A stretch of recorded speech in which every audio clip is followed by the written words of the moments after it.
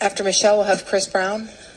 Good evening. Thank you so much, Commissioners, and thank you, Commissioner Lober, for bringing this forward. I am Michele Lazarow. I am the president of the Animal Defense Coalition. I'm also an elected official in Hallandale Beach, Florida. I'm the city commissioner there. There's so much misinformation going on in this room that I don't know where to start, but let me try. I have helped to spearhead the 50-plus ordinances across the state. One of the things that were stated that they consistently get wrong is that we had a number of cities and counties that had stores when we passed this ordinance.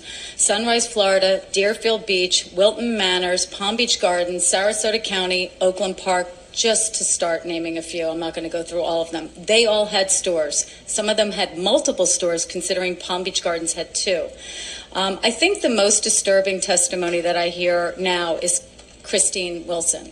I've been doing this for 7 years across the state of Florida. All I wanted to do was pass a silly little ordinance in Hallandale Beach, and I ended up passing 50 and running for office, and now I'm standing here with this shirt on in front of you. This was never any of my intention, but here I am. Christine Wilson is the first time I have ever heard anything in all the years that I'm doing this.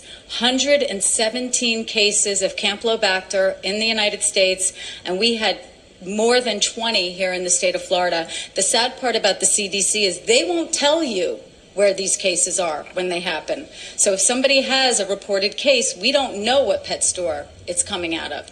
So now it's not just that puppies are sick, people are getting sick. Somebody mentioned the federal level. We're here today in the local level because the federal government doesn't do it. That's why this was started. We can't keep kicking the can to the state, to the federal. It has to be done right here and enforced right here. If you want to give it to the state, they'll take our preemption, just like they take everything else from us. That's what they're working on. They're not working on standards or regulations. They're working on preemption, and we know how much they love to do that. Consumers have the option. They can go to breed-specific rescues. They can go directly to a home-based breeder. I love the fact when PJAC stands up here and says that you won't know where the dogs are coming from. Well, the store owner, Mr. Jacobson, won't say where his dogs are coming from, no matter how many times Commissioner Lober has asked him repeatedly, where do your dogs come from? He won't tell. So I don't understand why PJAC's worried about somebody else not telling. One of the other gentlemen forgot to disclose that he owns the flea market that they're selling puppies in. So there's a lot of things that are happening in this room that are not factually accurate. What is factually accurate is this is an industry steeped in consumer fraud. It starts from the minute that the puppies are born in the mills until they get here for sale. I really hope you pass a clean ban. What's in front of you tonight is perfect. Every other open loopholed ban is never enforced. We've seen it time and time and time again in the state of Florida and elsewhere. Thank you. Thank you.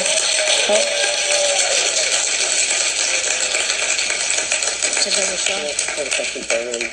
I'm sorry, he has a question for you. I apologize, Ms. Lazarow. I've been trying to refrain from asking anyone anything, but there is a burning question I'd like to ask you. You left off talking about loopholes and things of that nature. I'm concerned in terms of what you mean by that, and if there is some particular loophole that you're concerned about, or what you're referring to with that. Is there a particular area of concern that you're worried we might pass something that's going to leave open